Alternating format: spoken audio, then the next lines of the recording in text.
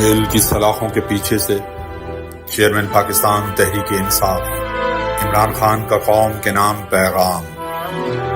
اٹک jail کے چند ابتدائی ایام میرے لیے کسی قدر دشوار رہے کیونکہ میرے سر کے عین اوپر تیز روشنی تھی، پھر مجھے بیٹھنے یا لیٹنے کے لیے بھی محض فرش ہی میسر تھا، جہاں رات کو میرے جسم پر کیڑے مکوڑے رینگتے جبکہ دن بھر مکھیاں بھن بھناتی رہتی، مگر بعد میں جب پنکھا فراہم کر دیا گیا تو اس کیفیت میں قدرے بہتری آئی۔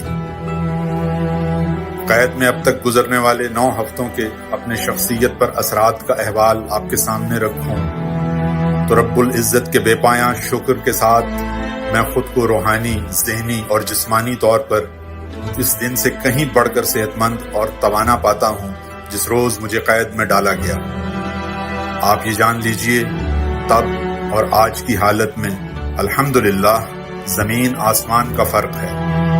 میری نگاہ میں اس قید کی شکل میں میرے رب نے مجھے کلام اللہ کی گہرائیوں میں اترتے ہوئے قرب الہی کی راہیں دریافت کرنے، اپنے مطالعے کو وسعت دینے اور ماضی کے گہرے تجزیے کی روشنی میں حال و مستقبل کی پیش بینی کا نادر موقع عطا کیا ہے۔ لہٰذا میں ہر لحاظ سے خود کو جیل میں آسودہ کر چکا ہوں، چنانچہ مجھے اس سے رتی بھر فرق نہیں پڑتا کہ مجھے یہیں رکھیں یا ملک بھر میں کسی اور قید خانے میں منتقل کر دیں۔ جیل میں کوئی شے مجھے واقعتاً پریشان کرتی ہے تو وہ جیلوں میں ڈالے گئے اپنے بے گناہ کارکنان کی سلامتی، ان کے اہل خانہ کی مشکلات اور بہبود کا احساس ہے جو ہمیشہ میرے دامنگیر رہتا ہے۔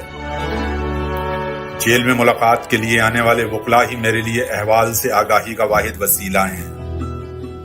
میرے پاکستانیوں، ہمیشہ یاد رکھو کہ انتخاب ہمارا دستوری حق ہے اور ملک کی بقا و ترقی کا واحد راستہ ہے۔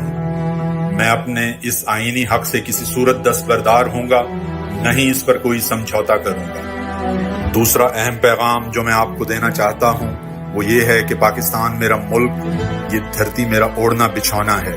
میں کسی طور اپنا وطن نہیں چھوڑوں گا۔ خوف و ترغیبات کی آندھیاں چلا کر ملک چھوڑنے کا سوال اٹھانے والے بتائیں کہ میں اپنا وطن کیوں چھوڑوں۔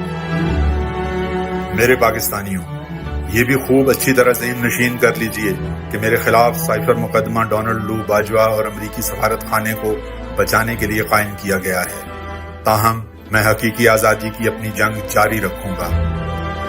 آپ نے بھی میری اور پاکستان کی لڑائی لڑتے رہنا ہے۔ آپ نے نہ ڈرنا ہے، نہ جھکنا ہے، نہ مایوس ہونا ہے، نہ گھبرانا ہے اور نہ ہی خاموش ہونا ہے۔